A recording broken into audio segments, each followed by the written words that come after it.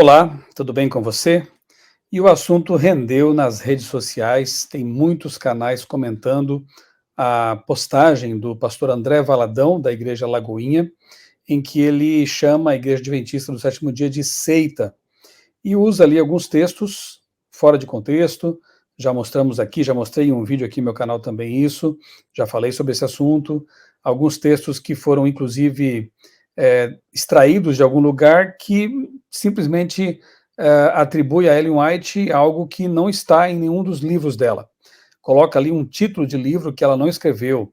Enfim, realmente foi uma postagem bastante infeliz e deu o que falar. Alguns pastores, influenciadores adventistas, como o Dr. Rodrigo Silva, pastor Eleazar Domini, eu mesmo, em meu canal, fizemos aí algumas reações, tentando desfazer alguns mal-entendidos, deixando bem claro que a reação não é a pessoa do pastor André Valadão, mas sim aquilo que ele disse, né? As ideias. E toda discussão saudável e respeitosa deveria ir nessa direção. Nunca focar na pessoa, mas sim naquilo que foi publicado, naquilo que foi postado. Eu quero até mostrar para você aqui, no meu blog outraleitura.com.br, eu juntei aqui os 3 vídeos, né? Muito boa análise do pastor Eleazar Domini, do canal Fala Sério Pastor. Igreja Adventista é uma seita? Resposta ao pastor André Valadão. Todas são respostas educadas, obviamente, né? Como deve fazer um cristão. Aliás, é o que nos desafia 1 Pedro 3,15, sempre, né? Estejam prontos para dar a razão da esperança que vocês têm, mas façam isso com mansidão. Então aqui está uma boa resposta, caso alguém queira saber um pouco mais sobre essa polêmica e refutar essas ideias que foram divulgadas pelo pastor da Lagoinha, né, André Valadão. Aqui está um bom vídeo. Eu também postei em meu canal, o vídeo está disponível aí, resposta ao pastor André Valadão, fiz a minha análise também do que foi postado por ele nas suas redes sociais, e, mais recentemente, o Dr. Rodrigo Silva postou também, produziu, gravou um vídeo comentando esse incidente aí, né? Ellen White, seita e heresia. Até porque a primeira reação do Dr. Rodrigo foi no Instagram, ele comentou sobre o ocorrido em si, sobre a postagem infeliz do pastor Valadão, e algumas pessoas foram questioná-lo, né? Por que você, Rodrigo, não comenta ali os conteúdos, né? Não fala sobre as afirmações que Valadão apresentou ali no Instagram. Então o Rodrigo veio e, num vídeo aí de mais de 1 hora, ele vai detalhando cada uma das afirmações. Então vale muito a pena você ver isso aí, tá bom? Fica aqui as indicações. Eu quero aproveitar, antes de comentar aqui o vídeo de outro pastor Rodrigo Mocelin, da Igreja Resgatar, eu quero comentar aqui um texto, vou ler para você, um texto que eu escrevi hoje, postei hoje em meu blog, outraleitura.com.br, que é isso aqui, ó. Por que Paulo foi acusado de pertencer a uma seita? Olha que curioso, hein?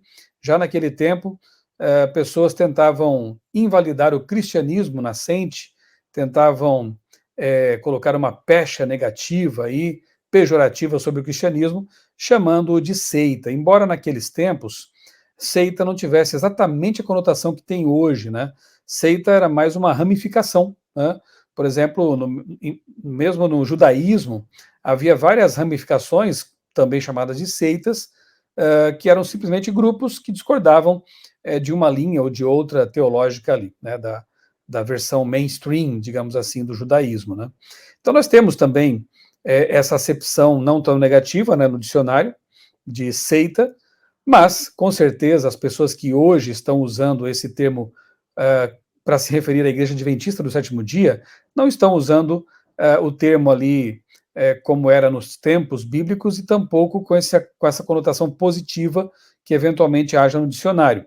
Com certeza estão usando isso num sentido negativo, de um grupo esquisito, um grupo que tem suas crenças ali inventadas por seres humanos, um grupo que tem uma profetisa estranha, é mais nesse sentido, né? Embora esses mesmos que usem essa expressão ignoram o fato de que, se você comparar uma igreja com outra dessas evangélicas, ou mesmo protestantes, você perceberá que as discordâncias são grandes, né? Por exemplo, os pentecostais têm ali o dom de línguas estranhas. Os protestantes históricos não concordam com isso, não aceitam isso como um dom espiritual genuíno e bíblico. Aos calvinistas, os arminianos, não aceitam também quando o assunto é predestinação, livre-arbítrio, não estão em acordo, não concordam entre si. Enfim, há muitas discordâncias no mundo evangélico cristão, mas parece que realmente a pegação de pé sempre é maior quando se refere aos adventistas do sétimo dia, né? Um comportamento assim bastante estranho também, né? Depois eu vou comentar um pouco sobre isso e também sobre o vídeo aqui do pastor Rodrigo Mocelin. Mas deixa eu ler para você aqui esse texto que eu escrevi hoje. Certa ocasião, diante do governador Félix, o apóstolo Paulo se defendeu com estas palavras, que estão lá em Atos, capítulo 24, 14 a 16. Abre aspas para Paulo. Confesso ao Senhor que, segundo o caminho a que chamam seita, assim eu sirvo ao Deus de nossos pais, acreditando em todas as coisas que concordam com a lei e os escritos dos profetas, tendo esperança em Deus, como também estes a têm, de que haverá ressurreição tanto de justos como de injustos. Por isso, também me esforço por ter sempre uma consciência pura diante de Deus e dos homens. Note que o cristianismo, que então era chamado pelos discípulos e conhecido como o caminho, né? Até porque Jesus disse, eu sou o caminho, era tido por alguns como uma seita, né? Um braço, aí, um desvio do judaísmo.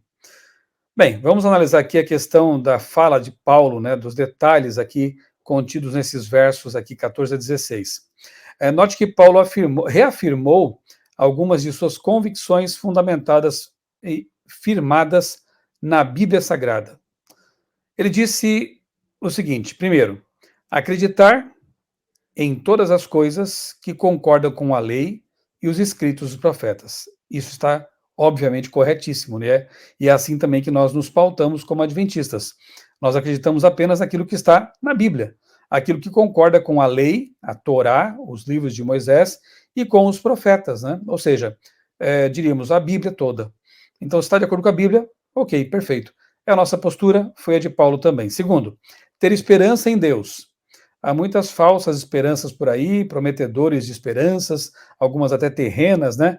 Teologia da prosperidade, teologia do domínio e outras mais da libertação, mas a nossa esperança tem que estar em Deus, unicamente em Deus. Terceiro, crer na ressurreição dos justos, ou seja, se é a dos justos, ele está se referindo à segunda vinda de Cristo, que ele mesmo, lá em 1 Tessalonicenses capítulo 4, 16 e 17, explica, né, que é a ressurreição que vai ocorrer por ocasião da volta de Jesus nas nuvens dos céus.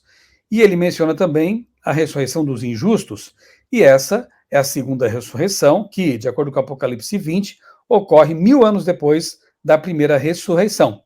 E se é assim, se haverá uma ressurreição dos justos e uma ressurreição dos ímpios, portanto, quando Cristo voltar, os justos recebem o seu galardão, a sua recompensa, e 1000 anos depois, os ímpios recebem a deles, que é a destruição, que é a morte eterna, a segunda morte, como diz Apocalipse, é óbvio que deve ter acontecido um julgamento anterior à volta de Jesus. Um juízo anterior à segunda vinda, porque quando Jesus volta, não haverá mais uma segunda chance, não haverá mais um julgamento no sentido de decidir casos. Então, se acontece um juízo antes da volta de Jesus, é um juízo pré-advento. É um juízo que nós também chamamos de investigativo, algo tão simples, mas que muita gente aí confunde, cria confusão e dizem que os adventistas inventaram uma heresia ao pregar sobre o juízo pré-advento. Não é nada mais do que isso que eu acabei de falar. É um juízo que acontece antes da volta de Jesus, porque na volta de Jesus ele vem para dar o galardão, como diz Apocalipse, né?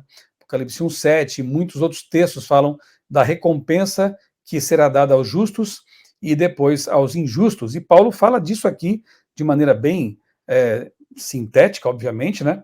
Mas ele fala da ressurreição dos justos e dos injustos. E ter a consciência pura diante de Deus e dos homens. Que incrível essa fala aqui do apóstolo Paulo, né? Se ser seita é crer em tudo que está na Bíblia, ter esperança em Deus, crer na ressurreição dos justos e injustos, o que também pressupõe um juízo prévio, um juízo pré-advento, e ter a consciência pura, eu aceito tranquilamente essa pecha, né, de seita, de pertencer a uma seita. Veja que Paulo não se incomoda com o fato de ter sido chamado de seita, né? Ele diz, aqui chamam seita, mas a minha crença é essa. Então, realmente, não haveria problema, né? A não ser o fato de que quem está chamando a gente de seita está fazendo isso com um tremendo preconceito e uma boa dose de intolerância religiosa. Paulo guardava o sábado, conforme podemos ver em várias passagens do livro de Atos, como em Atos 16:13.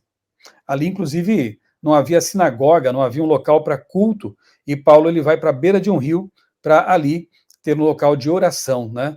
Como era costume dele, então, no sábado, dedicar tempo à comunhão mais íntima com Deus, ou então ir às sinagogas para ali conversar, pregar aos que frequentavam aqueles lugares, né? Não há um texto sequer que mencione Paulo guardando outro dia da semana, e não há um texto sequer na Bíblia, de capa a capa, que mencione qualquer tipo de alteração do sábado para o domingo. A gente costuma desafiar as pessoas a nos mostrarem esse texto, né? Me mostre um texto em que Jesus diz, eu mudo agora o sábado para o domingo. Pelo contrário, Jesus guardou o sábado. E na nova terra, conforme Isaías 66:23, ali é dito que na nova terra, os salvos de todas as nações, ali não haverá mais igreja, né, serão os redimidos, continuarão guardando o sábado semanalmente. Então o sábado vem lá do Gênesis, capítulo 2, 1 a 3, antes do pecado, antes de haver judeus sobre a terra, é um memorial da criação, ele está contido na lei de Deus, que são 10 mandamentos, os 10 são importantes, não cabe ao ser humano escolher qual deles vai guardar, e o sábado atravessa toda a Bíblia, culminando então no Apocalipse com a menção do povo de Deus nos últimos dias, que guarda os mandamentos de Deus e tem o testemunho de Jesus, que é o espírito de profecia. Então não é de estranhar, obviamente, que Paulo guardasse o sábado, não por ser um judeu, mas por ser um cristão que entende, como nós também entendemos, que os mandamentos de Deus são eternos, que não são apenas para os judeus. Paulo ensinava sobre o sono da morte, 1 Tessalonicenses capítulo 4, versos 13 a 17, leia na sua Bíblia lá, e 1 Coríntios capítulo 15, 51 a 54, Paulo é categórico em falar que nós vamos ser revestidos de incorruptibilidade e de imortalidade. Se nós seremos revestidos de imortalidade, obviamente que hoje não somos imortais, nós somos mortais. Eu poderia citar aqui também Ezequiel 18:4, ali é dito que a alma é mortal, né? Ainda que nós crescêssemos numa concepção pagã de alma como algo fantasmagórico, não é bíblico isso, teríamos que admitir pela Bíblia que mesmo esse fantasma ou coisa parecida é mortal, porque Isaías diz claramente, a alma que pecar, essa morrerá. Todas as almas, todas as pessoas, porque a tradução correta seria ser vivente, pessoa, né, são pecadoras e, portanto, são mortais. Então, Paulo é muito claro em 1 Tessalonicenses capítulo 4, 13 a 17, e 1 Coríntios 15, 51 a 54, leia, por favor, em sua Bíblia. Paulo anunciava a segunda vinda literal de Cristo. Entre muitos textos, eu cito aqui Tito 2,13, aguardando a bem-aventurada esperança e o aparecimento da glória do nosso grande Deus e Salvador, Jesus Cristo. Paulo afirmava que Jesus é Deus, nós também fazemos isso, Deus eterno, Deus todo-poderoso, e vai voltar em glória e majestade.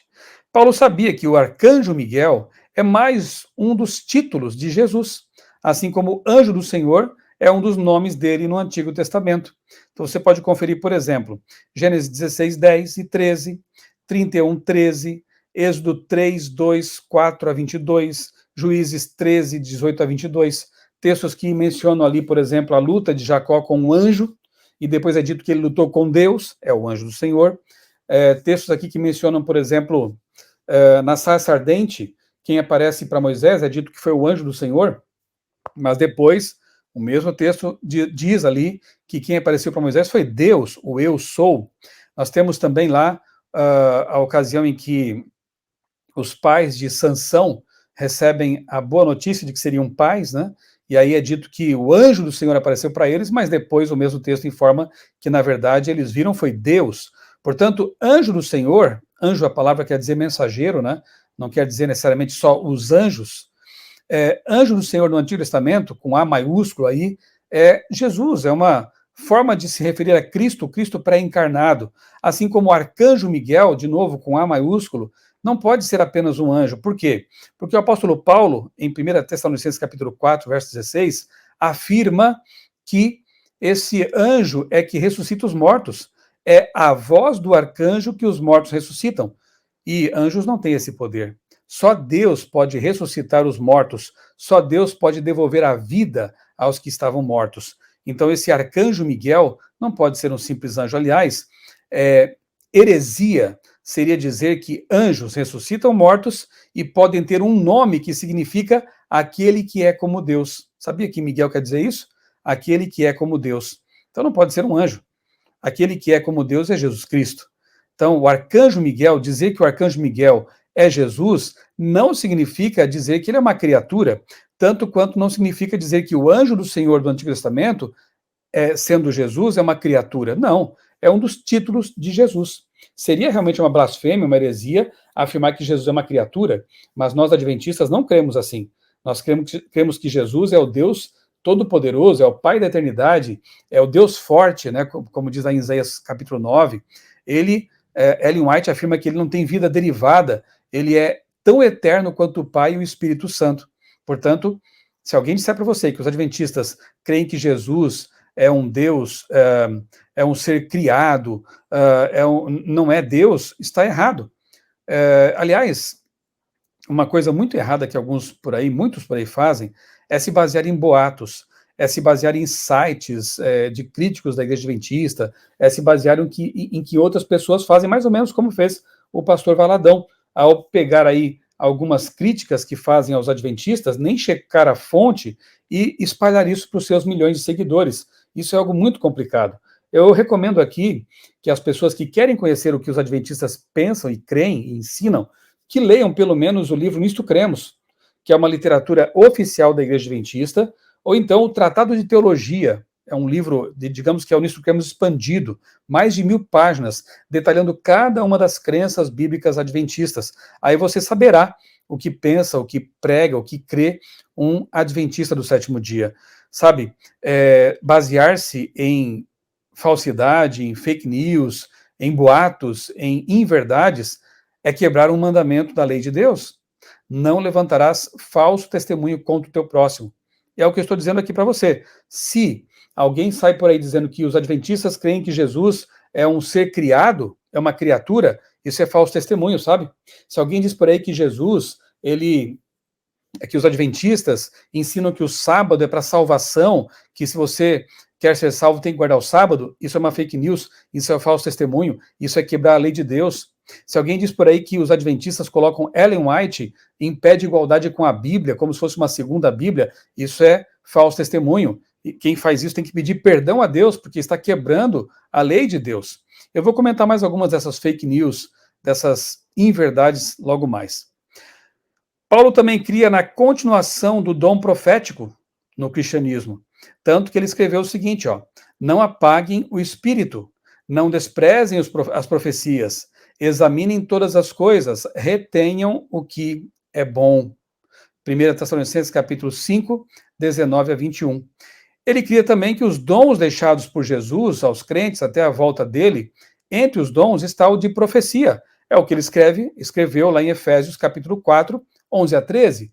Paulo diz que até a volta de Jesus, ele concedeu dons à igreja que permaneceriam até a sua vinda, e entre esses dons está o de profecia, o que está em conformidade com as palavras de João em Apocalipse 12, 17 e 19, 10, ao afirmar que uma das características do povo de Deus nos últimos tempos é, além de guardar os mandamentos de Deus na Bíblia, ter o testemunho de Jesus, que é o espírito de profecia, o dom de profecia.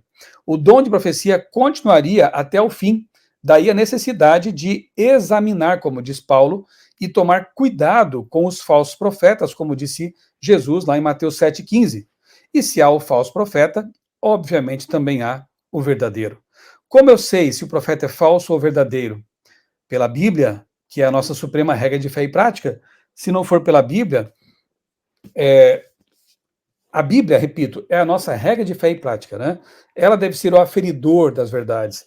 Ela é que deve mostrar o que é o falso ou o verdadeiro profeta, né? Então, é como diz lá em Isaías 8, 19 e 20, né? Vamos consultar os que consultam os mortos, profetas e videntes e tudo mais. A Bíblia responde, né? A lei e ao testemunho, ou seja, a lei de Deus, né? A Torá e ao testemunho dos profetas, ou seja, se não estiver de acordo com a Bíblia, descarte. Se você conhece um profeta que anda ensinando que a alma é imortal, ele está indo contra Isaías. Se você conhece um profeta que diz que o domingo é o dia de repouso, ele está indo contra todos os textos da Bíblia que afirmam que o sábado é o verdadeiro dia de repouso.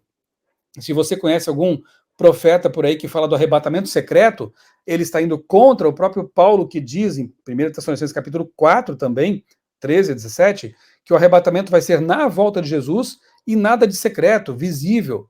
Se você já viu algum profeta por aí pregando qualquer coisa que está contra a palavra de Deus, descarte-o, não pode ser de Deus. E se você encontrar uma profetisa ou um profeta que escreveu coisas que estão de acordo com a Bíblia, que viveu na própria vida os princípios da palavra de Deus, guardava os mandamentos de Deus, procurava ter uma vida em conformidade com as leis dietéticas da Bíblia, para ter uma mente clara, um corpo, uma mente mais saudáveis. Se você conhece um profeta ou uma profetisa assim, você vai descartá-lo também como falso? Eu não faria isso. Aliás, há dois perigos nesse quesito aqui, né? Um é aceitar qualquer profeta que diz ser profeta. Perigoso. Outro é descartar qualquer profeta que pareça ser um verdadeiro profeta. Analise, como diz Paulo, examine. Não despreze os profetas, não despreze as profecias, mas examine. Em lugar de ficar ouvindo falsos testemunhos sobre Ellen White, por que você não lê um livro dela? Que tal você ler aí O Desejado das Nações, O Caminho a Cristo, para desfazer a impressão que alguns dão de que nós seríamos legalistas, que não valorizamos a cruz do Calvário, que pregamos a respeito de um sacrifício incompleto? Nada mais falso. Nós temos vários textos de Ellen White em que ela diz que o sacrifício de Cristo na cruz foi completo. Está consumado. Embora a sua obra continue no santuário celestial, como eu expliquei no vídeo anterior, porque estava prefigurado já no santuário de Israel, a cruz, ela é suficiente para a salvação de todo pecador arrependido. Então, se alguém prega algo que diz que os adventistas falam algo diferente disso, ele está divulgando uma fake news, está levantando falso testemunho, precisa pedir perdão a Deus por esse pecado. E várias outras coisas que falam contra a igreja adventista que não correspondem à verdade. Leia a literatura oficial da igreja e você saberá o que ela pensa, né? O que pensam os adventistas. Enfim, Paulo passou a ser tido como membro de uma seita por causa do a mais, e não do que compartilhava com os judeus. Ele cria e pregava a respeito do Messias Jesus Cristo, e sua pregação era tão poderosa que os inimigos, muitas vezes, só restavam aos inimigos duas opções: distorcer as palavras do apóstolo ou simplesmente tentar calá-lo, cancelá-lo. E, curiosamente, é a mesma coisa que muitos cristãos, aí, protestantes, evangélicos, pastores, estão fazendo neste exato momento na internet, com seus vídeos aí, ecoando aquilo que o pastor Valadão falou, com base em inverdades, dizendo que os adventistas são uma seita, são os hereges, né? Ou seja, ou distorcem aquilo que nós ensinamos, ou tentam nos calar e nos cancelar. Mas sabe, tudo isso tem um certo efeito colateral positivo. Eu vejo que está sendo interessante nós podermos aqui na internet, né, por meio de textos e vídeos, explicarmos o que realmente cremos. Então, acredito que, na verdade, até tem sido positiva essa reação, e eu creio que os sinceros, intelectualmente honestos, que procuram a verdade, vão procurá-la em fontes seguras. Vão analisar as coisas, vão pesar aquilo que está sendo dito, né, e tomar suas próprias decisões. As pessoas têm que ser como os bereanos na Bíblia, né? Os bereanos foram elogiados por Paulo porque eles conferiam na palavra de Deus, na Escritura Sagrada, aquilo que era dito, né, pelas pessoas, pelos pregadores, e eu creio que todos deveriam fazer a mesma coisa. Então, se há um efeito positivo disso, eu creio que seja esse, né? A chance, finalmente, de as pessoas tirarem suas dúvidas. Vamos então aqui ao vídeo do pastor Rodrigo Mocelin. Mais uma vez eu quero dizer que não tenho absolutamente nada contra ele, né? Já assisti até alguns vídeos interessantes aqui no canal dele, mas realmente aquilo que ele fala aqui sobre os adventistas deixou bastante a desejar. Eu vou mostrando aqui para você, e depois vou pausando aqui, comentando algumas coisas. Utilizar esses argumentos, esse cara aqui, no dia tal, ele errou. É ad hominem. Então, na minha opinião, aqui ele não usa argumento nenhum para defender, para refutar o que o André havia dito, né? Ele apenas se utilizou aí de estratégia para atacar o André Valadão. Independentemente se você concorda com o André Valadão ou não, eu estou falando aqui sobre o argumento. A questão, o debate é: a igreja adventista é uma seita ou não? O máximo que ele fez aqui, o Rodrigo Silva fez algumas correções, dizendo: você está mencionando livros aí que ela nunca nem escreveu. Mas aí, mas outros autores escreveram, então explica pra gente quem escreveu, isso é verdade ou não, mostra, né? Disseram ou não disseram, mas enfim. Bem, então o que o pastor Rodrigo aqui, Mocelin, pede, o doutor Rodrigo Silva já fez, né? Então tá lá, espero que ele tenha assistido o vídeo de 1 hora do doutor Rodrigo, explicando cada ponto, cada detalhe, exatamente como pede aqui o pastor Mocelin. Pastor Rodrigo, você acredita que a igreja adventista é uma seita? Sim. Sim, há várias heresias. Sono da alma, Satanás levando os nossos pecados, não pode ter certeza de salvação. A fonte de autoridade deles, fica claro que é a Ellen White. A heresia de falar que Cristo tinha uma natureza pecaminosa, gente. É sério, tem isso. Jesus é um absurdo. Mas vamos começar assim. Isso aqui não é um vídeo extenso, com todas as heresias aí, mas vamos falar principalmente dessa que foi mencionada no post aqui, né? Que Jesus não completou a sua obra de redenção na cruz. Isso tem a ver com um dos pontos centrais do adventismo, porque isso tem a ver com a doutrina do juízo investigativo, que veio justamente para corrigir o erro fundamental do adventismo. Foi lá atrás a profecia de seus fundadores, não, ou do seu fundador, que não se cumpriu. Lá no início do século XIX, houve...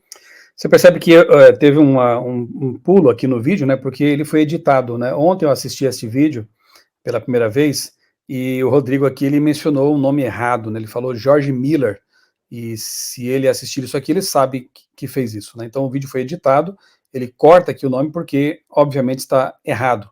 E já começa por aí a gente perceber que a pesquisa não foi tão bem embasada assim, não foi tão bem fundamentada, né? William Miller, ou Guilherme Miller, e não é o fundador do adventismo. Miller, ele é tido como um principal nome do millerismo, né? O adventismo, a igreja adventista do sétimo dia, ela nasce cerca de 20 anos depois, e é fundada por 3 pessoas principais: José Bates, Tiago White e Ellen White, 3 cofundadores. E Guilherme Miller, ou William Miller, nunca foi adventista, na verdade, era um pregador batista, um grande homem aí, uma pessoa muito sincera, tem uma biografia bastante interessante, mas definitivamente não se chama George Miller.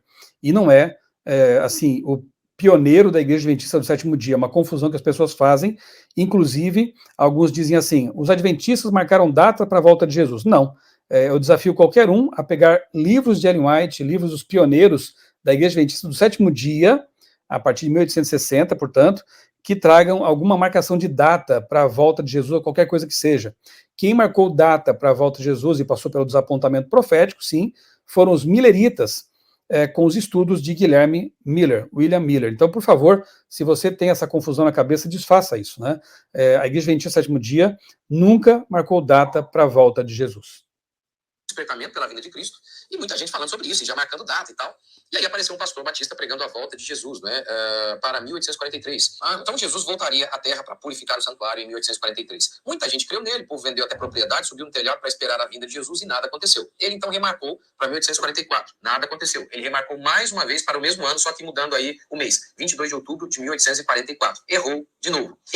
Miller humildemente confessou seu erro e nunca mais falou no assunto, mas os seus discípulos não se deram por satisfeitos e não abandonaram a ideia. Esses discípulos, entre eles a Ellen White, eles fundaram uma nova igreja. E aí um desses discípulos aí, Hiram Edson, disse que teve uma revelação sobre a grande desilusão, né, a grande decepção, nome que é dado para o 22 de outubro de 1844. E isso está escrito no livro dele, Administração da Igreja, página 20, que é um dos livros aí oficiais do Adventismo. Ele disse assim: eu vi distinta e claramente que nosso sumo sacerdote, Jesus Cristo, em vez de sair do lugar santo, do santuário celeste, para vir à terra no dia 7º do mês, ao fim de 2.300 dias, tardes e manhãs, né?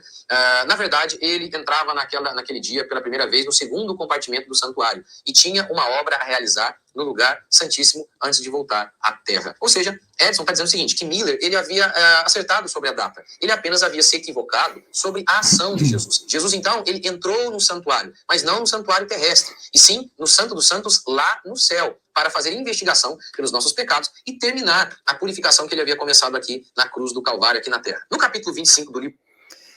Eu não vou entrar em detalhes assim muito amplos a respeito do que Hiram Edson compreendeu no dia seguinte ao desapontamento de 22 de outubro de 1844, até porque tenho aqui no meu canal um vídeo em que o pastor Eleazar Domini e eu, lá na fazenda de Hiram Edson, explicamos esse assunto, né? De fato, Hiram Edson teve uma compreensão do que aconteceu naquele dia, no dia anterior, que promoveu esse desapontamento. Claro, a compreensão estava equivocada. Eles haviam entendido que seria a volta de Jesus, a purificação do santuário. Um evento que ocorria lá no antigo Israel, no antigo tabernáculo, né, conhecido como Yom Kippur, era o dia da expiação. Tudo que acontecia no santuário terrestre era uma prefiguração, um tipo, né, uma tipologia do que acontece no santuário celestial. Quem estuda o livro de Hebreus no Novo Testamento sabe muito bem o que eu estou falando. Paulo fala o tempo todo ali de uma nova realidade, né?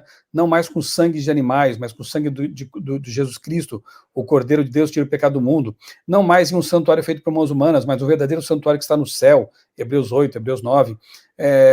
Enfim, ele contrasta o santuário terrestre e sua transitoriedade com o santuário celestial e sua permanência. Os sacerdotes humanos, transitórios, com o sacerdote Jesus, que agora aplica os méritos de seu sangue àqueles que se arrependem. Portanto, na cruz, Jesus cumpre, sim, a missão de salvar os pecadores. Está consumado, era equivalente àquilo que era feito no santuário, no pátio, quando o sacrifício ali do cordeirinho era sacrificado e o pecador voltava para casa perdoado. Mas a obra do sacerdote continuava a partir dali. Ele entrava no santuário, levava o sangue coletado numa vasilha especial para isso, e ele aspergia ali no santuário, como que simbolicamente transferindo a culpa do pecador para o santuário via sacrifício, via animal. Na cruz, o Cordeiro de Deus verdadeiro morre pelos pecadores. E ali, o sacrifício estava consumado. Quando Jesus ele entra no santuário celestial, após a sua ressurreição, por isso ele disse para Maria Madalena, não me segures, não me detenhas, porque eu ainda não subi para o Pai. Quando ele entra lá, então, o seu sacrifício é aceito pelo Pai. Enfim, a obra redentora de Jesus, ela teve efeito, né? E ele continua ministrando no santuário celestial, é o que diz Paulo no livro de Hebreus, e outras passagens mais falam disso, que Jesus é nosso sumo sacerdote no santuário celestial, e está lá intercedendo pelos pecadores. Como havia um dia de juízo no santuário terrestre, e ele prefigurava uma realidade superior celestial, no santuário celestial também deveria haver um dia de juízo, um Yom Kippur verdadeiro. Não tenho tempo aqui neste vídeo de explicar tudo isso, mas quando analisamos a profecia das 2.300 tardes e manhãs, Daniel 8, Daniel 9, em paralelo com Apocalipse, com Hebreus, enfim, nós entendemos então que, de fato, essa nova fase do ministério no santuário celestial, essa nova fase de Jesus lá no santuário, ela inicia em 1844. Então Jesus é advogado e juiz que está em processo. Por isso que uma das mensagens da Igreja Adventista do Sétimo Dia, que ela entende que tem que dar ao mundo em alta voz, é: temam a Deus e deem glória a Ele, pois é chegada a hora do seu juízo, e adorem aquele que fez o céu, a terra, o mar e as fontes das águas. Ou seja, nós temos que pregar ao mundo que está havendo um juízo. Deus está procedendo a um juízo. E quando isso finalizar, ele voltará, Jesus voltará para relevar seus filhos para o céu. Então, é uma pena que essas pessoas aqui não compreendam, não tenham estudado a fundo esse assunto do santuário, do juízo, da obra de Cristo no santuário celestial, de Jesus como o Cordeiro de Deus e tudo mais, né?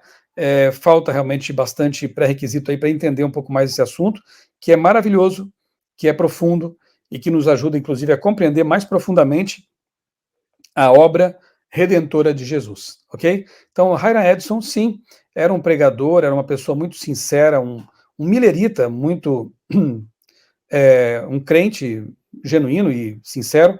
Ele teve essa compreensão e depois passou a ser a compreensão dos adventistas do sétimo dia, né? O assunto do santuário.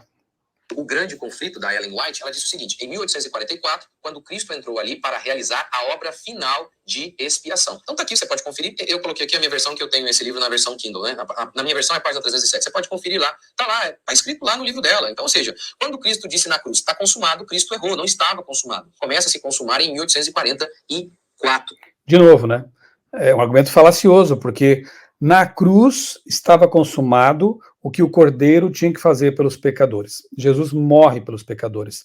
Um sacrifício total, pleno, consumado. Se você ler com atenção outras obras de Ellen White, no próprio Grande Conflito, você perceberá que ela fala nesses termos, de um sacrifício pleno, completo, consumado.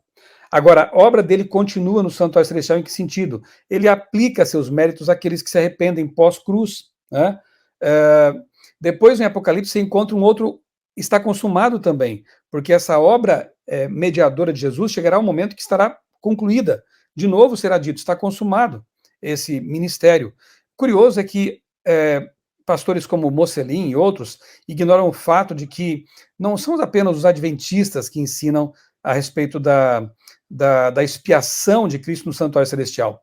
Mesmo autores do primeiro século falavam disso. No século XIX, antes do milerismo mesmo, já havia pregadores cristãos que falavam sobre a expiação no santuário, e nos últimos tempos, dos tempos para cá, conforme eu li em alguns artigos do Dr. Isaac Malheiros, inclusive você pode assistir aqui no meu canal a um vídeo dele, em que ele fala sobre exatamente esse assunto, né, da expiação na cruz, da expiação no santuário, uma aula fantástica, muito clara, muito boa. Assista, por favor. Pastor Isaac Malheiros, doutor Isaac Malheiros, é professor de teologia no NASP, aqui em São Paulo, no campus de Engenheiro Coelho. Então ele fala, Jesus, a obra de Jesus, né, o sacrifício de Jesus foi suficiente ou não? O vídeo explica esse assunto de forma perfeita e clara. E, repito, não são só os adventistas que creem dessa forma, né? Há outros aí estudiosos, alguns acadêmicos, que estão percebendo, nós já falamos disso há mais de 100 anos, né, mas estão percebendo finalmente que, de fato, há uma obra importantíssima sendo feita por Jesus no Santuário Celestial.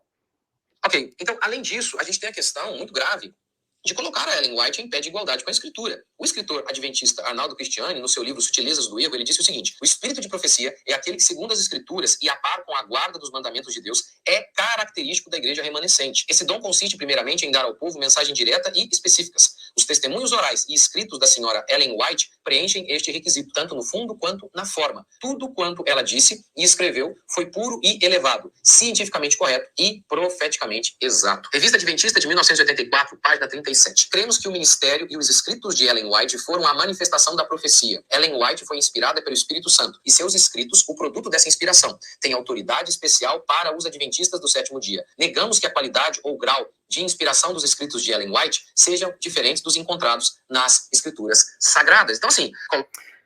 Note que em nenhum momento, nem na citação do pastor Arnaldo Cristianini, um ex-editor da Casa Publicadora Brasileira, lá tempos atrás, grande escritor, apologeta, nem naquela citação que eles fazem da Revista Adventista, é dito que os escritos de Ellen White estão em pé de igualdade com a Bíblia.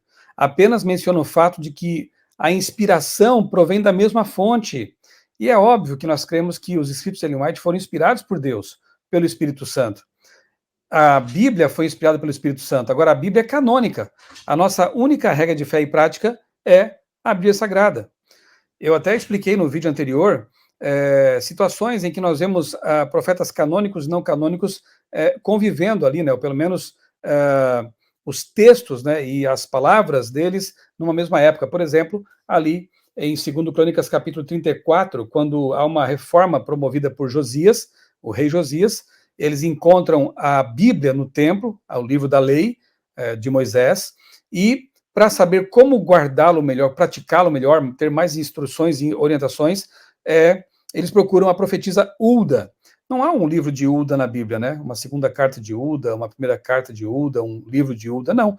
É justamente porque assim como Noé, assim como João Batista e outros autores, outros profetas, melhor dizendo, eles não escreveram coisas, textos que foram preservados como escritura, como cânon. Então não são canônicos, são profetas não canônicos.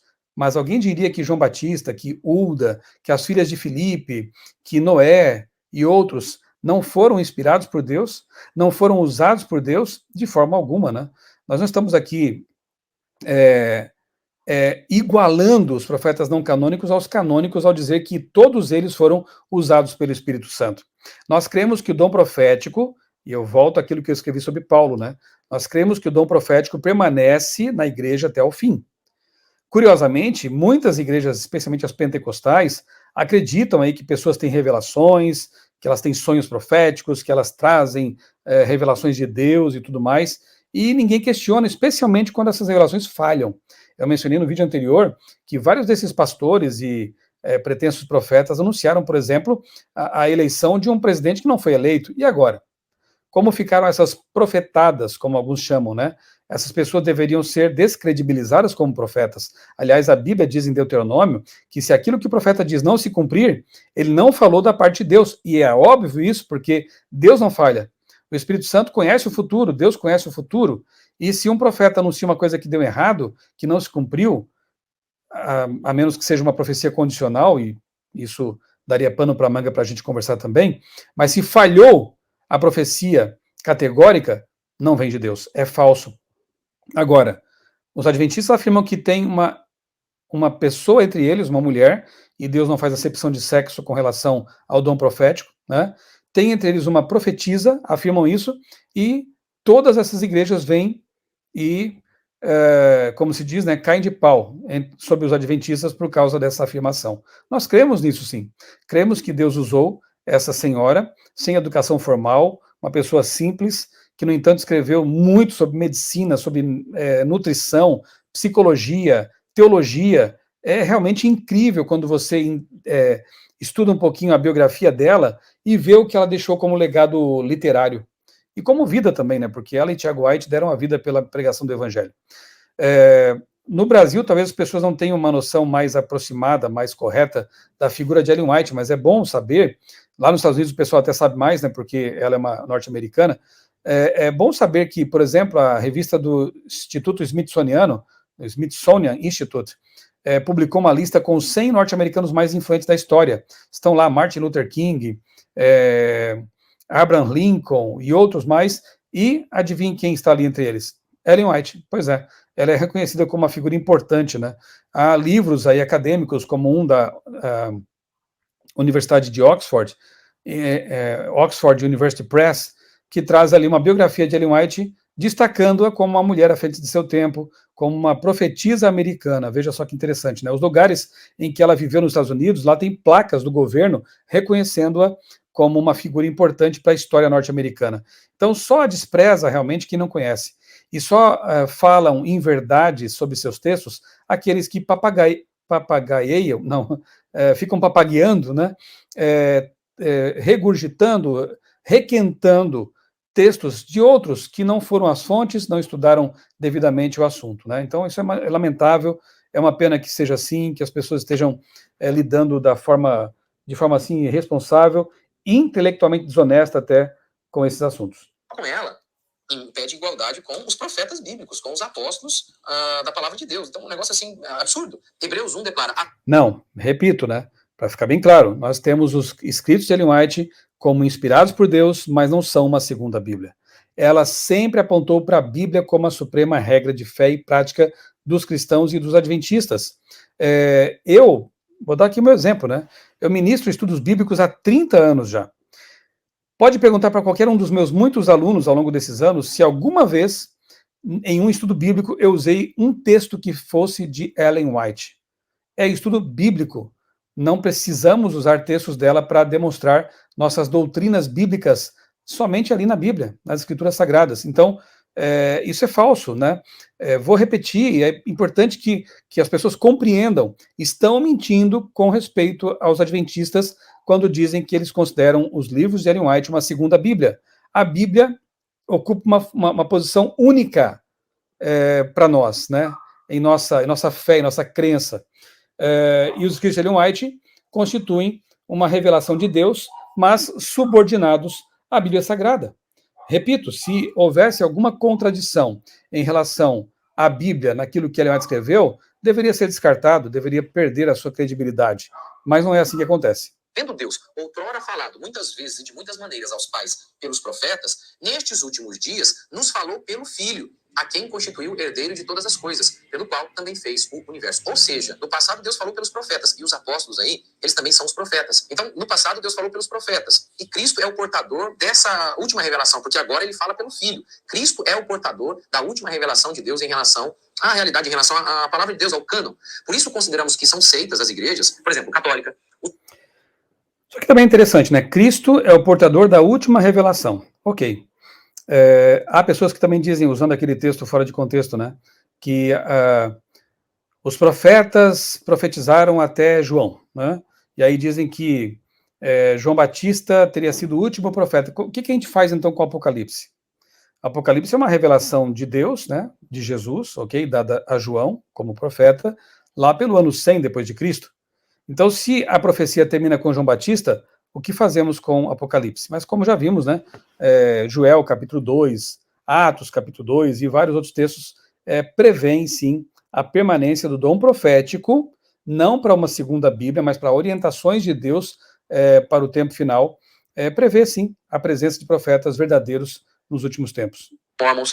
Esses pastores que chegam dizendo, olha, nós temos aqui uma nova revelação aqui que Deus deu para nós, assim como deu para os apóstolos, deu para nós aqui de como que a igreja vai ser. Nós não acreditamos nisso, o cano está fechado, ninguém tem inspiração como os apóstolos e profetas tiveram, porque o próprio texto de Hebreus declara, ó, Deus nos falou pelo Filho. E os apóstolos são nada mais nada menos do que aqueles que levaram a mensagem de Jesus. Então essa é uma grande característica de seita, é a crença de que o seu líder... O cânon está fechado, obviamente, mas isso não quer dizer que Deus não possa usar profetas mais contemporâneos como seus instrumentos.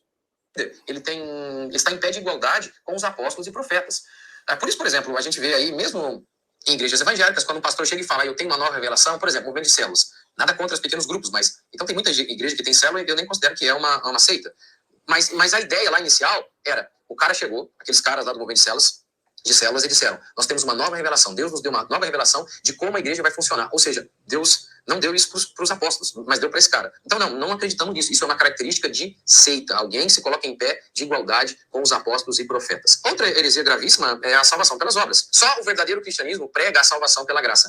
Não existe uma religião no mundo que pregue a salvação pela graça. Até as falsas igrejas cristãs, elas não pregam a salvação exclusivamente pela fé em Cristo Jesus. No livro Testimonies for the Church, Ellen White disse o seguinte, cada membro do corpo deveria sentir que a salvação de sua própria alma depende de seus próprios esforços individuais. E o mais triste é que eu nem vou me delongar nisso aqui, é que muito crente vai, não, o que tem de errado nisso, né? Isso aí é base da salvação, é o que define o cristianismo. É uma das grandes marcas que define o cristianismo. O C.S. Lewis disse isso. C.S. Lewis disse isso. O que define o cristianismo, que é diferente de tudo o que existe? Graça. Até outras coisas você encontra no cristianismo e encontra em outras religiões. Mas salvação pela graça... Como seria bom se pastor Rodrigo, Monselim e outros, né, conhecessem o todo da obra, como dizemos, como costumo dizer, né, no que diz respeito aos livros de Ellen White. Se você pegar um texto bíblico isolado, por exemplo, operai a vossa salvação, né? Ou outros textos que falam de esforço cristão, né? O bom combate. Você poderia talvez entender que a Bíblia está dizendo que a salvação é pelas obras. Se você pegar Tiago, uma carta que fala bastante sobre as obras, né? A fé sem obras é morta, você poderia ter uma noção, talvez, super enfatizando aí as obras em detrimento da graça, tanto é que Lutero, compreendendo equivocadamente isso aí, né, esse equilíbrio, considerava a carta de Tiago como palha, como algo inferior. Ele era apaixonado por Romanos, né, a carta de Paulo aos Romanos. Não há contradição, né?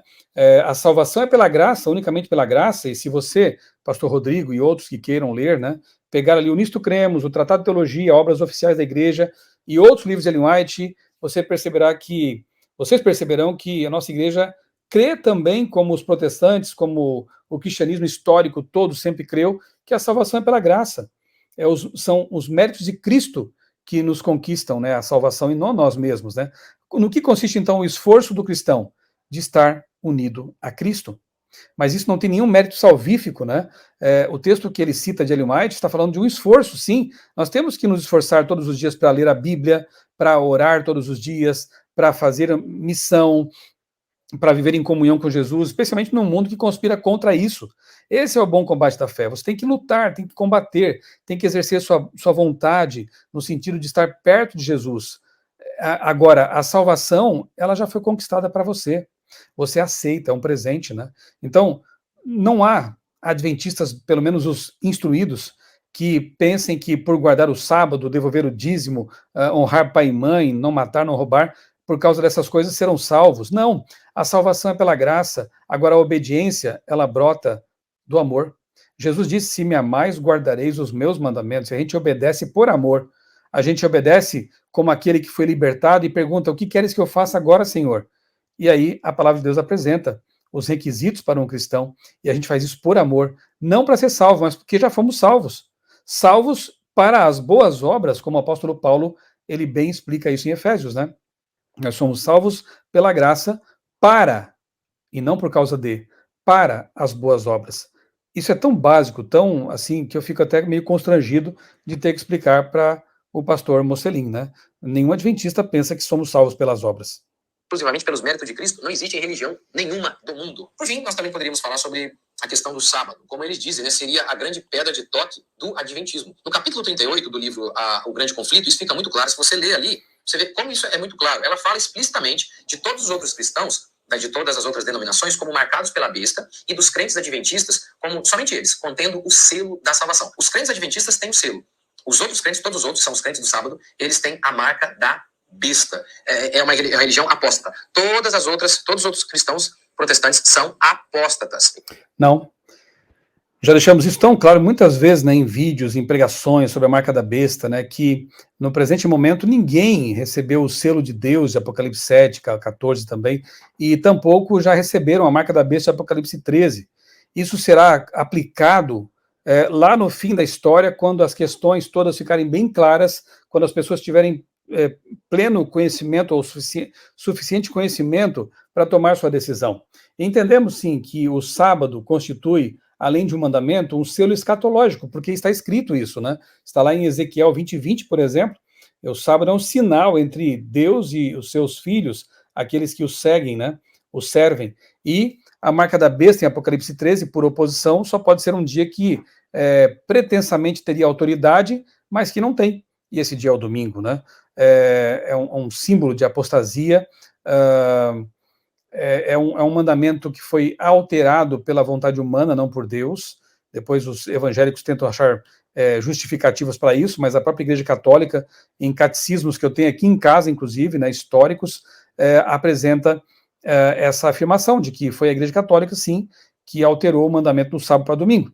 E aí os protestantes, repito, tentam encontrar justificativas na Bíblia, coisa que não há, para justificar essa mudança, ou a desobediência ao quarto mandamento da lei de Deus. Então, não, nós não cremos que as pessoas que guardam o domingo hoje, elas já têm a marca da besta, que elas são Babilônia e tudo mais. Não, na verdade, a decisão final vai envolver todas as pessoas, adventistas que vão abandonar a fé, inclusive, cristãos que vão entender a mensagem de Deus para a humanidade, e haverá decisões de todos os lados em favor da verdade da palavra de Deus. Então é complicado, né, também afirmar que os adventistas estariam dizendo por aí que as pessoas já têm a marca da besta e estariam perdidas, sendo que os casos não foram decididos ainda. Então, eles teriam então o selo seria a guarda do sábado. No livro O Grande Conflito, página 605, ela diz assim: o sábado será a grande pedra de toque da lealdade. É o ponto da verdade especialmente controvertido. Quando sobrevier aos homens a prova final, será traçada a linha divisória entre os que servem e os que não servem. E qual é a pedra de toque? É a guarda do sábado. Mas a Escritura é muito clara sobre isso. Ninguém, pois, vos julgue por causa de comida e bebida, ou dia de festa, ou dia de lua nova, ou sábados. Ou seja, sábados inclui todos, porque havia mais de um sábado. Aqui o pastor Rodrigo usa, né, um texto que já foi explicado muitas vezes, até no meu canal tem um texto, um vídeo aqui que eu falo sobre Colossenses capítulo 2, né? Ninguém vos julgue por sábados, luas novas, comidas e festas. Onde nos 10 mandamentos se fala de comidas, né? Ou de sábados, né? Ali tem um sábado moral, um sábado permanente, que vem do tempo da criação e vai para a eternidade. Agora, de fato, Israel tinha outros sábados, que eram sábados semanais, que caíam em qualquer dia da semana, né? E não eram o sábado do 7º dia da semana. Páscoa, festa do Yom Kippur, né, o dia do Yom Kippur, a festa dos tabernáculos, trombetas, cada uma dessas festividades judaicas era um feriado nacional. E era também um Shabat, era um dia de repouso. Então, usar Colossenses 2 para dizer que o sábado foi abolido, que não tem mais importância, que não tem mais significado, é colocar Paulo contra Jesus, Paulo contra outros autores, porque Jesus mesmo disse que não veio abolir a lei aos profetas, em Mateus capítulo 5, né? Ali Paulo está se referindo aos dias, às festas que tinham relação com o santuário israelita, que aí sim envolvia comidas, envolvia ofertas de manjares e outras coisas assim, né? É realmente lamentável usar um texto desse para afirmar a suposta abolição de um mandamento que, como os outros 9, é eterno. sábado semanal, havia os descansos por ano, o ano sabático, enfim, o ano do jubileu, então vários sábados. Ninguém vos julgue por todos esses sábados, porque tudo isso tem sido sombra das coisas que haviam de vir, porém o corpo é de Cristo. O que era a sombra das coisas que haviam de vir? Os rituais do santuário. É só ler Hebreus de novo, com atenção, né? Figura e sombra das coisas celestiais. Então, as cerimônias do santuário, os sacrifícios feitos lá, aquelas coisas eram sombra das coisas que haveriam de vir, né? Então, os sábados que eram sombra eram sábados cerimoniais. Não, o sábado moral da Santa Lei dos 10 Mandamentos foi criado antes do pecado, antes do povo judeu existir, antes do santuário até. Então, não podia ser sombra de alguma coisa. Ele é um mandamento que permanece até depois da história do pecado ter sido resolvida. Por quê? Porque é um mandamento eterno. Então, não confundamos as coisas, né? É principalmente por conta do sábado que você vê essa outra característica de seita na igreja adventista, exclusivismo. Só eles são salvos. Artigo de 2001 da revista Adventista, página 10. Eu creio no futuro brilhante do movimento adventista, porque não somos uma simples igreja entre os demais. Nós somos o remanescente para os tempos do fim. O pastor Mocelin fala de exclusivismo adventista, né? Seria bom que ele lesse também outras partes do grande conflito mesmo, ou de literatura adventista, em que nós deixamos muito claro que consideramos todas as igrejas, que entendemos que Deus tem seus filhos em todas elas e que as está conduzindo, né? No vídeo do pastor Rodrigo Silva e também do pastor Eleazar, eles explicam muito bem, inclusive colocando ali citações que mostram a forma como nós entendemos esse assunto. Jamais os adventistas creem que serão os únicos a serem salvos. Realmente isso é uma característica de seita, nós não temos isso. Uma pergunta de número 13 que um adventista recebe é o seguinte: você crê que a igreja adventista do sétimo dia é a igreja remanescente da profecia bíblica? Ok, mas além disso, sabe algo mais claro sobre tudo isso? 1 Timóteo 2,12. Paulo disse assim: e não permito que a mulher ensine, nem exerça a autoridade de homem. Esteja, porém, em silêncio, porque primeiro foi formado Adão, depois Eva. Os ensinos de Ellen White, como eu li lá atrás, são a base de fé dos adventistas. Eles interpretam a Bíblia a partir dos ensinos desta mulher. Paulo disse claramente, entretanto, que ele não permitia isso. Você vê mulheres na Bíblia até profetizando. As filhas de Filipe, por exemplo, mas as profecias delas não eram profecias no mesmo sentido das profecias dos apóstolos e dos profetas. Ou seja, você vê uma diferença entre ofício de profeta, algo totalmente diferente das profecias que qualquer crente poderia profetizar. Então, o ofício de profeta foi aquele pelo qual o ensino de Deus foi transmitido pelos seus profetas para nortear a igreja. Efésios 2:20, Atos 2:42, nós lemos que os crentes perseveravam no ensino dos apóstolos. Os apóstolos eram os novos profetas, os homens que receberam a revelação diretamente de Jesus Cristo sobre o ensino da igreja. Então, nós não... Aqui eu creio que o pastor Mocelin faz uma confusão entre liderança e dom profético, ministério profético. A Bíblia traz vários casos, de novo, Hulda. Leia lá em 2 Crônicas, né? Ali eles pedem ensinamentos à profecia Hulda, e ela vai explicar ali o que Deus lhe orientou, com certeza. Nós temos outras mulheres desempenhando ministério profético na Bíblia, Débora, nós temos as filhas de Filipe, obviamente que se eram profetas e tinham orientações de Deus, elas ensinavam, elas falavam, elas pregavam. Então não vou entrar nesse detalhe aqui, que dá realmente pano para a manga também, o ministério profético e do ensino das mulheres na igreja. No cristianismo isso sempre existiu, não havia sacerdotisas, né? Esse é um ponto que também dá ampla discussão, mas com base nisso, dizer que os adventistas estão errados porque levam em consideração os ensinos de Ellen White, realmente é um argumento bastante temerário, né? E outra coisa, mais uma vez quero deixar claro aqui, né? Nunca é demais repetir isso. A nossa crença não é baseada nos ensinos de Ellen White. Quando você estuda a história do adventismo, você percebe lá que os pioneiros, eles estudavam a Bíblia, viravam noites estudando a Bíblia para tentar entender ponto por ponto, e tempos depois é que Ellen White, ela acabava às vezes confirmando uma ou outra conclusão a que eles chegavam pela Bíblia. Nunca partiu dela para depois eles irem à Bíblia. Todas as crenças fundamentais adventistas, as 28 crenças fundamentais que estão lá no Nisto Cremos, no Tratado de Teologia, são bíblicas. E eu repito, em 30 anos ensinando a Bíblia, eu nunca usei textos de Ellen White em meus seminários, em meus estudos bíblicos, porque não precisamos simplesmente assim, é um estudo bíblico, né? Então, afirmar aqui, ele tenta emplacar essa narrativa de que os adventistas fundamentam suas convicções e crenças nos textos de Ellen White, e como ela é uma mulher, então, isso não teria validade. realmente é bem complicado esse argumento, né? E lamentável até. Temos que esse tipo de profeta, o apóstolo, exista hoje. Pois Hebreus, como eu citei agora há pouco para vocês, diz que Deus nos falou agora pelo Filho. E esse Filho falou por meio de seus apóstolos e profetas que receberam a mensagem diretamente dele. Ora, se nós não cremos que hoje nem homens, sim, homem, macho, não existam mais homens com esta função, no mesmo nível dos apóstolos e profetas, imagine então uma... Vamos lá de novo, né? Também cremos que não existem homens e nem mulheres no mesmo nível dos apóstolos e profetas, porque os apóstolos e profetas são profetas canônicos, escreveram a Bíblia, e a Bíblia é o cânon. Mas cremos que Deus usa homens e mulheres como seus profetas, que podem escrever, que podem ensinar, que podem pregar, não são canônicos, não são a segunda Bíblia, mas são inspirados por Deus. E suas mensagens são importantes para a igreja também. Desprezá-los é desprezar um dom de Deus, um presente de Deus para a igreja. Mulher, porque Paulo disse explicitamente, não permito que elas ensinem. Mas se eles disserem, não, essa ordem de Paulo foi para uma época, uma ordem para aquela época.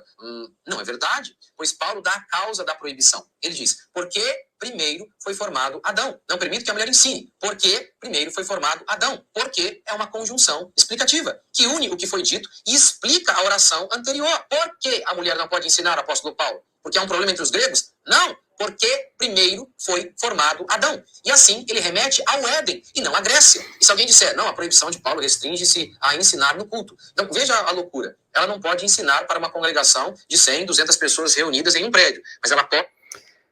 Ellen White não aceitou uma credencial ministerial que quiseram lhe dar no tempo dela, né, para ser pastora. E em casa e também na igreja, Tiago White era o líder. Né, ele exercia o seu papel de sacerdote do lar, de pastor do rebanho da igreja, e Ellen White desempenhava o seu papel de profetisa, né, uma profetisa de Deus. Não era uma sacerdotisa, não era uma pastora, era uma profetisa que recebia mensagens de Deus. E como tal, obviamente que ela deu orientações, ela deu conselhos, deu ensinamentos, e isso está de acordo com o ministério profético. Ensinar milhões de pessoas e servir de base de interpretação para igrejas espalhadas no mundo todo. Então, para mim, esse é o grande problema. Esse já é o grande problema. Aí você tem uma desobediência clara do ensino da Bíblia, de que a mulher não deveria ser esse mestre. Eles colocam essa mulher em pé de igualdade com os apóstolos. E aí eu fico perguntando, se Paulo disse isso, que as mulheres não poderiam ser mestres, como é que então o Espírito Santo, que ungiu Paulo para escrever 1 Timóteo, o Espírito Santo poderia entrar em contradição com ele mesmo e abençoar uma mulher para ser mestre, para ensinar a igreja? Não faz sentido. Mas e aí, o que você acha? Pode deixar seu comentário aqui, a gente não tem esse negócio de... Bom, é isso, né? Então, espero que com esse vídeo aqui, mais este vídeo aqui, eu tenha dado uma pequena contribuição para essa discussão toda, né? Espero ter deixado claro também aí alguns pontos que, infelizmente, são obscuros para muitas pessoas, não deveriam, porque nós temos farta literatura, muitos materiais aí disponíveis para você saber o que os adventistas creem e ensinam. E, repito, né, mais uma vez eu vou dizer isso aí, cuidado com os falsos testemunhos, né, cuidado com aquilo que não é verdade, né, porque Deus é o Deus da verdade. Então, se você quiser saber o que pensa, o que crê, o que prega um adventista, pergunte para um adventista bem informado, né. Inclusive, eu quero ler para você aqui um texto que o meu amigo Davi Caldas postou também nesse contexto aí dessa discussão toda, né? Eu achei bem interessante. Ele diz assim, ó: o passo a passo para classificar a igreja adventista como uma seita é o seguinte: primeiro, ignora-se tudo que é ortodoxo e dito de modo claro nos principais documentos oficiais da igreja, como a Declaração de Crenças Fundamentais, o Tratado de Teologia, o Nisto Cremos e o livro Questões de Doutrina, né? Sobre doutrina. Então, ignora-se tudo isso, né? Deixa para lá. Segundo, coletam-se textos isolados de Ellen White que possam parecer heréticos e, claro, não se empreende nenhum esforço em contextualizá-los, mas, ao contrário, devem ser interpretados sob o pior aspecto possível, sem qualquer caridade hermenêutica. Aquilo que eles não gostariam de fazer com a Bíblia, né, que é desconsiderar o contexto e não usar uma boa hermenêutica, eles fazem com os textos de Ellen White à vontade, né? Arrancam do contexto e distorcem à vontade. 3. Coleta-se alguma frase infeliz de alguns pastores midiáticos da Igreja Adventista e de algum livreto antigo de pouca ou nenhuma relevância acadêmica na instituição. E fazem disso como se isso fosse a voz da igreja, como se isso fosse equivalente às obras oficiais da igreja. 4. Dissemina-se algum texto pronto, já antigo, feito por algum anti-adventista, como foi o caso do pastor Valadão, né, que fez isso, com uma dúzia de mentiras ou distorções sobre a igreja adventista, o qual servirá para, retoricamente, chamar a atenção das pessoas. Infelizmente, essas pessoas, muitas delas, vão acreditar naquilo que o pastor disse, naquilo que o tweet lá disse, naquilo que aquele texto do Instagram disse, e não vão à fonte, né?